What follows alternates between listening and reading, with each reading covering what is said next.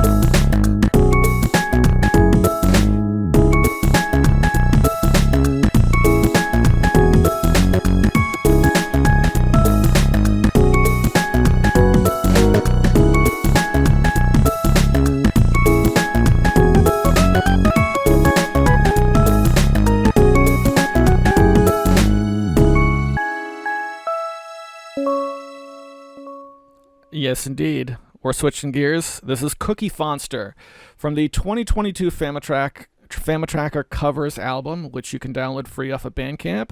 I will put a link to it in the description. This is Homestruck, Suburban Jungle. This is the first track off that album. You'll listen to TCR.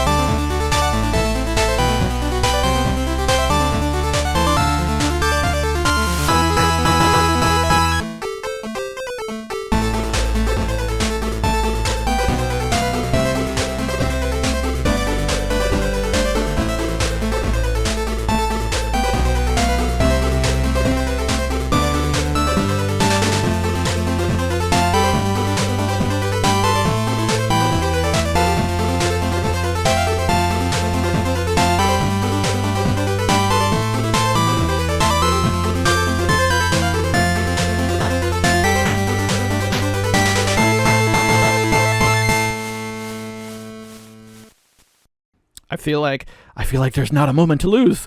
Join hands, everyone. Let us flee into the forest. Boys and girls, we're heading to the van. Let's go there now. You're listening to Tiger Claw Radio. All right. How we doing? Yeah, it's time for a vancast, boys and girls. We are making a trip into the unknown. We're going to turn the defroster on because it's 27 degrees out. A little chilly. Not too bad. I always feel weird complaining about the weather, especially when it's, talking about the cold. 27 degrees. All right, that feels a little cold out, I guess. But then on the other end of this, somebody could be listening from Minnesota. It's like 27 degrees is summer weather for us, you pansy. So it's always with a grain of salt. It's really not too bad out, I guess. There's no wind. Wind is really the worst. It could be 10 degrees warmer, but with enough wind, it'll be bitter, stinking cold. So I'm off to, where am I off to? I'm off to some smoothie place to try and do something nice for my wife who had a rough day. Just sometimes you got to put in the work. So, hey, what can I do to make things better? And tonight, let's go out and get a smoothie for her. So that's what I'm going to do. And that gives us a chance to talk some video games. Yeah! Last week we talked a little bit about Halo. And we talked a little bit about AI abominations, which ended up making the front page. And that's still what's in the forefront of my daily gameplay is AI roguelite. And it's crazy. I don't know what else to call it. It's craziness. So it generates an image for every action, right? Every item that appears in the game, every character that appears in the game, every ability, everything. And over on the in the app data folder in Windows 10, you can access the local file where all these images are generated. So that has led to, when I play this game, more than actually trying to be successful in the game, I'm looking for ridiculous things that I can post on the Discord, which has been quite the entertaining hobby. I think it was Rudy who fought the Pope and made the Pope so angry that the Pope attacked him. Which is just I can't even make sense out of it. I love it. It is the greatest game ever created, at least right now. $8, very well spent. I will say though that up until this week, I thought that I know that the images and the text, like the AI generation that it's using, it's outsourcing that, so it's not doing that local on your machine, which is good because otherwise I wouldn't be able to play it.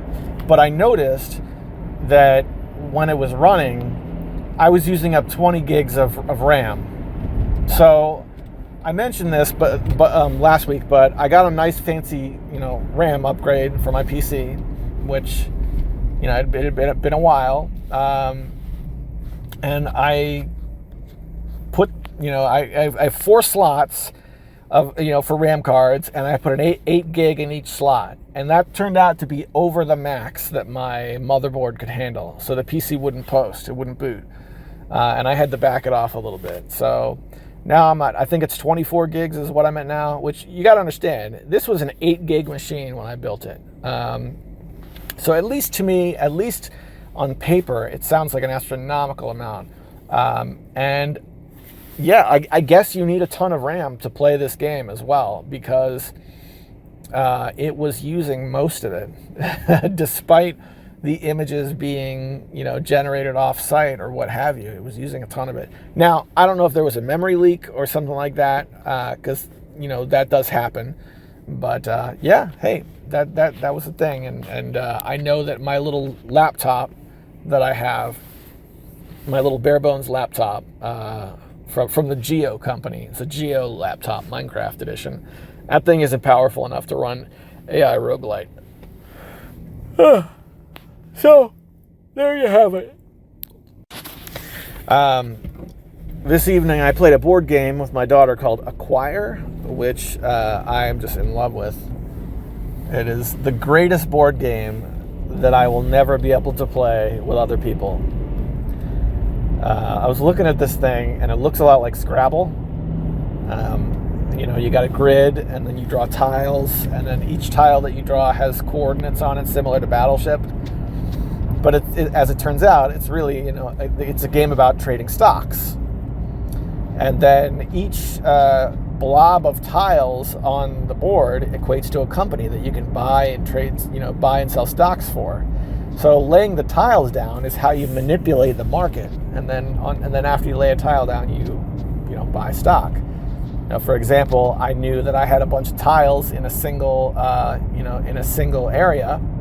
So over the next 5 or 6 turns, that little glob was going to get really big. So I bought a ton of stock, and then I laid the tiles out, and then you sell it again, and there you go.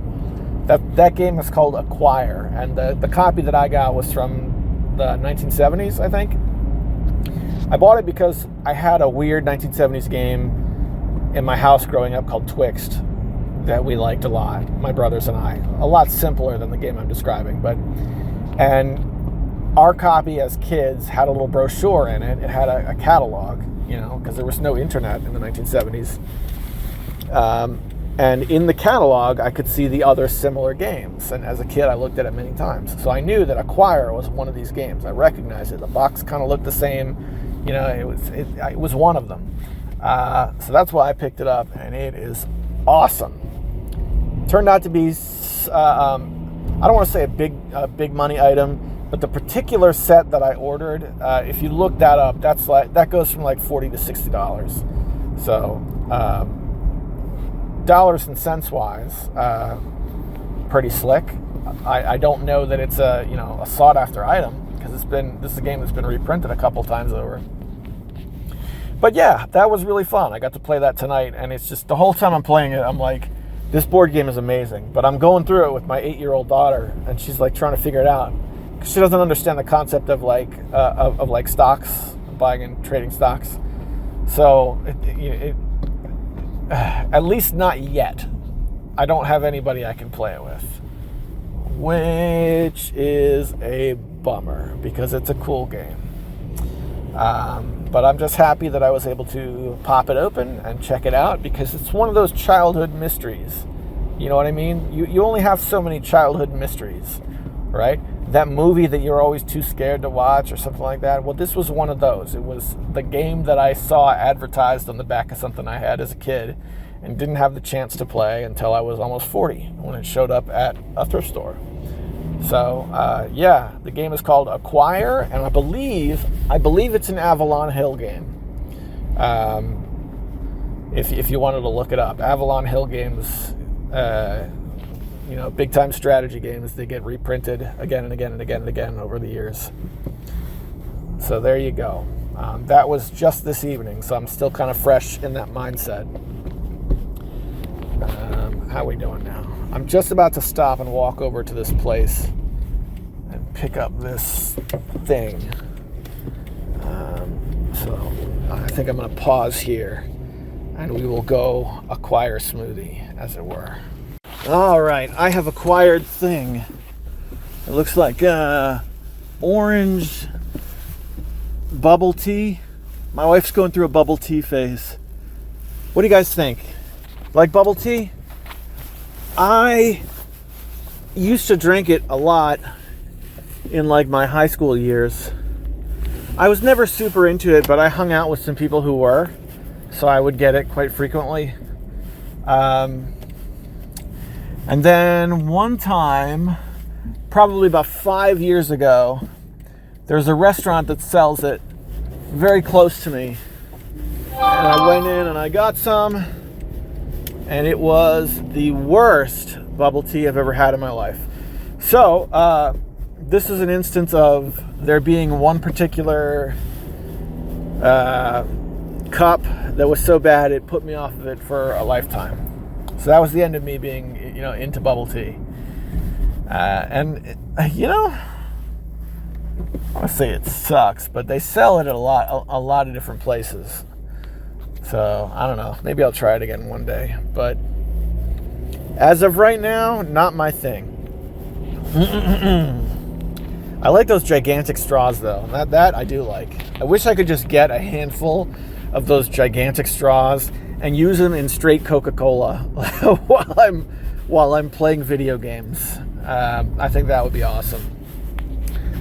All right, so how we doing? We're 10 minutes in.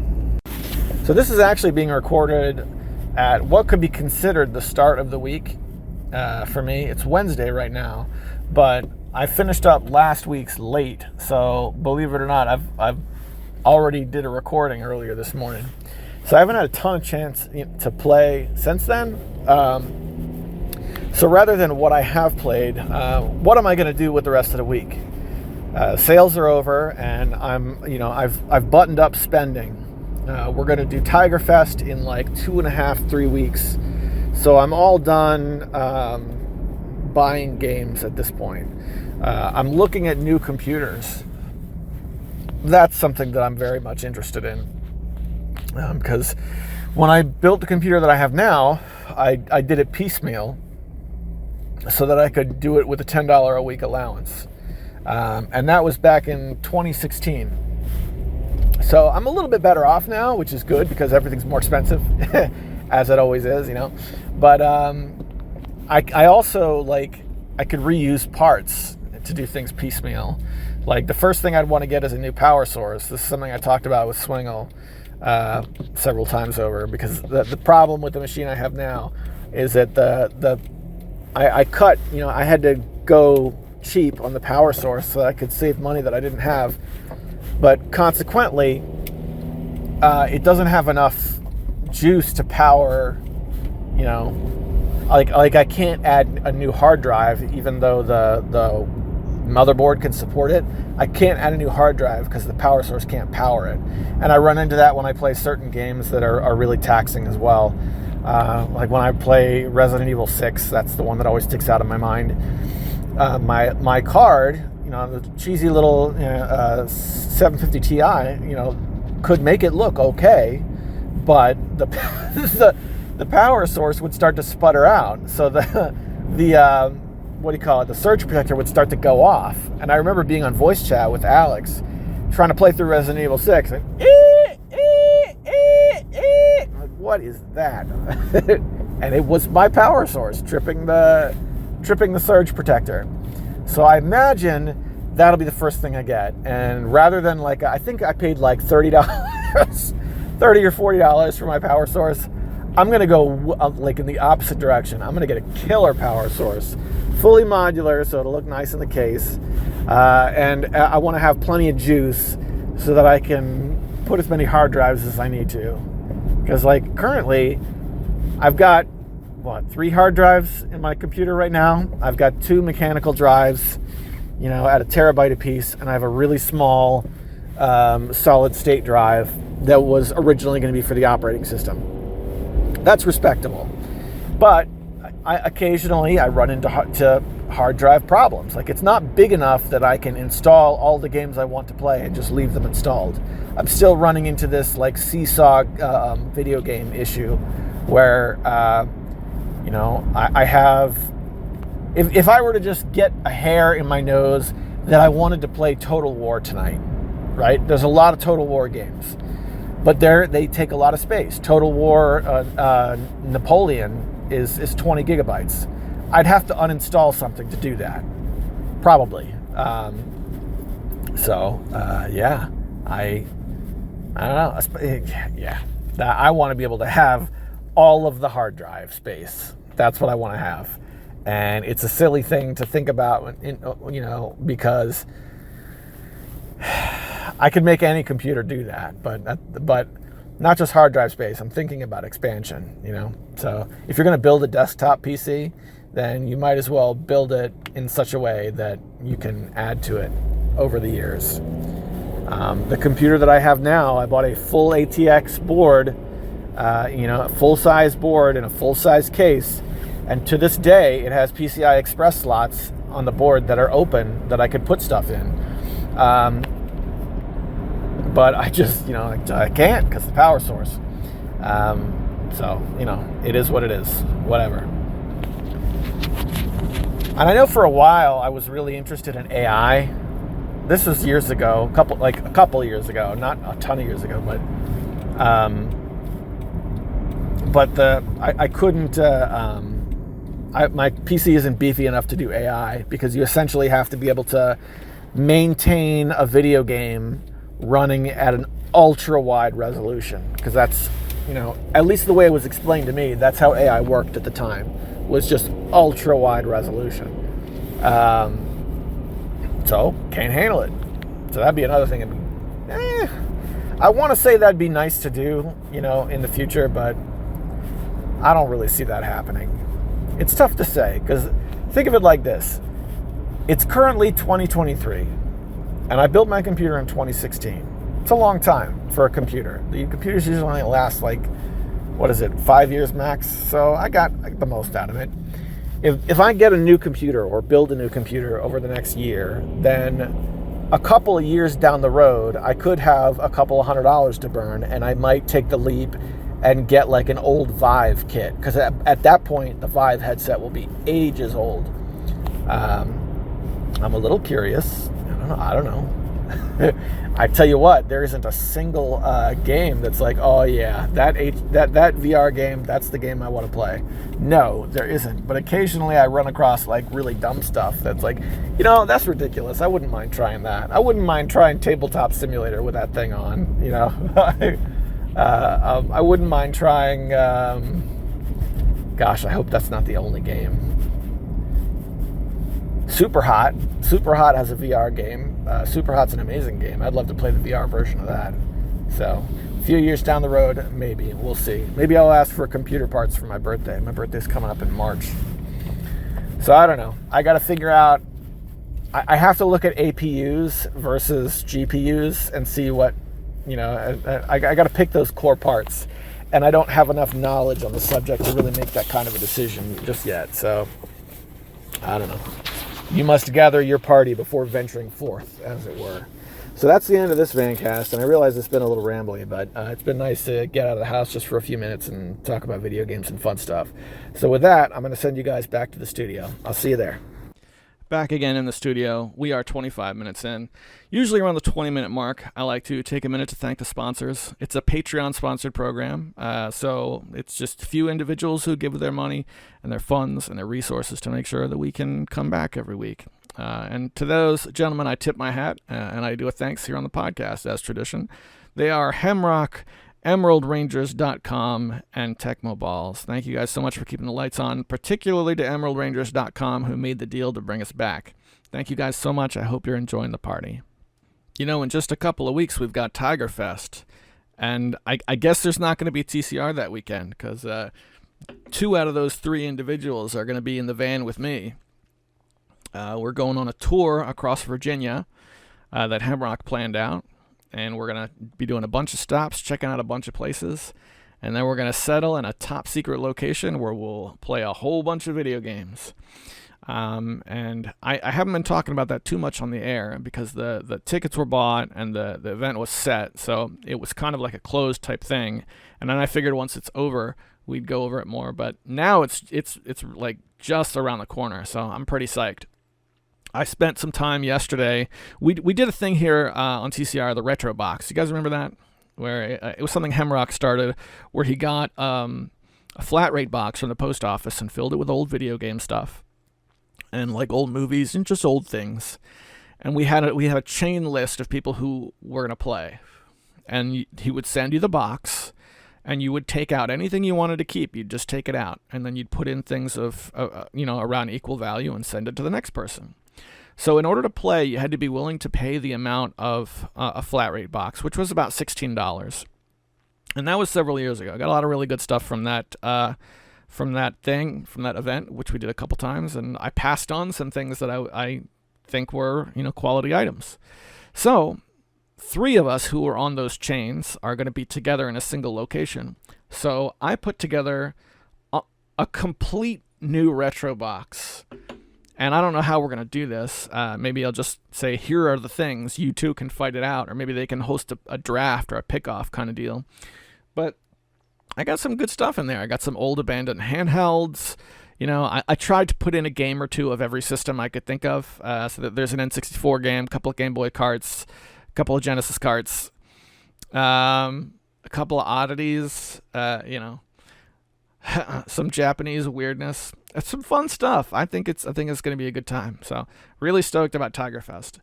And this is the first time we're doing it. So this is coming in the wake of MagFest becoming too big for its britches and too expensive, which I guess is a good thing because that means MagFest is still growing and flourishing. But this is our own thing now, so that'll be awesome. How we doing? I had a break for a day. Let me make sure I'm still coming through. Okay. All right. So this is going to be a tough one because I still got like 15 minutes left in the show. But I gotta say, my throat's killing me. So that said, you know what time it is, right? It's time for the fail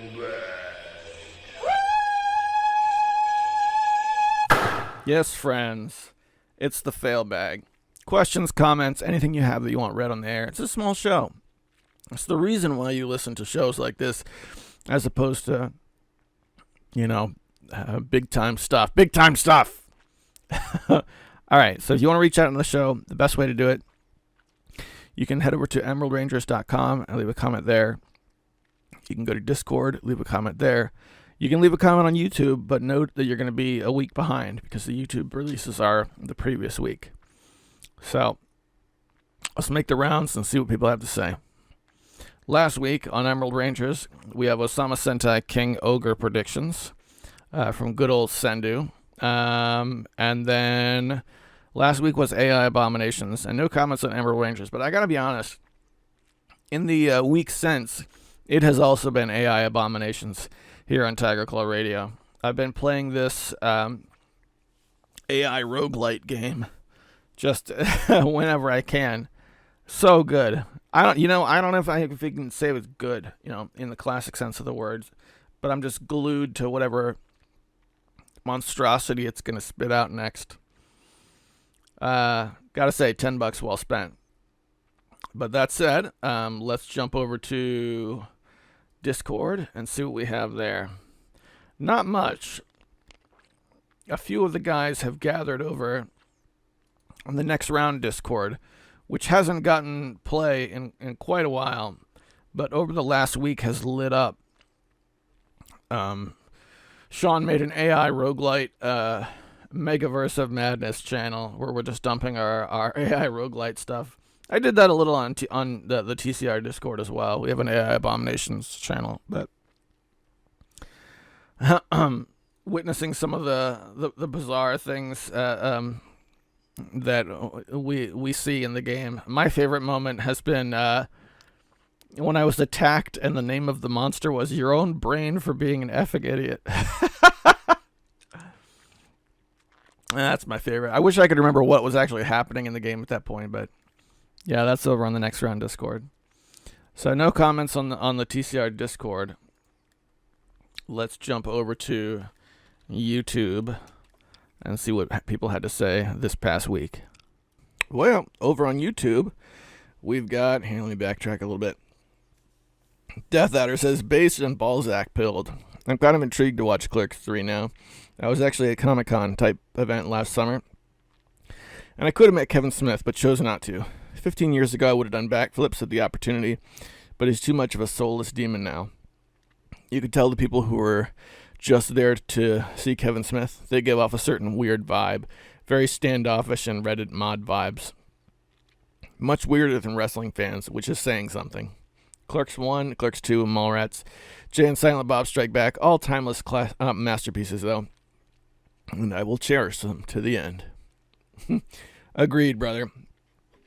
Mecca responds with, I haven't listened to Kevin in a while since I've been on other podcasts. I always felt like he was cajoled into the daft Hollywood scene where they would rather choke on their own vomit than be filmed vomiting. It's a shame considering there's more rough, his more rough background is fueled his early films. I watched the show Comic Book Men for a while, and those guys are still the nerds, which Kevin spoke of in his early podcasts. To be clear, I think Kev still has some sense, and is probably is relatable. He hasn't gone off the deep end like Howard Stern. That guy effed up. I wonder how many people canceled subs to satellite during his still ongoing CVID stint. I've never been. This is CF. I've never been a Howard Stern fan, but I'm not familiar with what you're talking about. I wonder what kind of nonsense he got into. I used to pay attention to Howard Stern in passing, but once he started talking bad about podcasts, not because I'm a podcaster, but because he clearly wasn't seeing the shift in away from terrestrial radio. I was like, all right, this guy's a fossil. Back to the comment. He says, I wouldn't be bummed about skipping a meet with Kevin Smith, though I already met my nerd hero twice, Smile and Stan Lee. So I'm good. Like I said in my other comment, I'm old, so putting someone on a pedestal isn't something I do. I'm more of a go-get-'em cheering fan than I have to trade fingerprints fan. Yeah, I would agree with you. And there's very few people I think I would line up to meet. Also, to answer your question, posted on the podcast, I think there is a 2 podcast wait period for responses left on YouTube. Your response won't be read next time, but the podcast after that. I think that's fair. I think it depends on when you post it.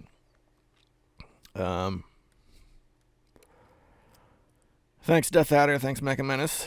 Glad to hear from you both. Destin101 writes, just watched Mallrats again recently. Still holds up pretty well. I've not seen the new Jay and Silent Bob or Clerks. Probably get around to them eventually.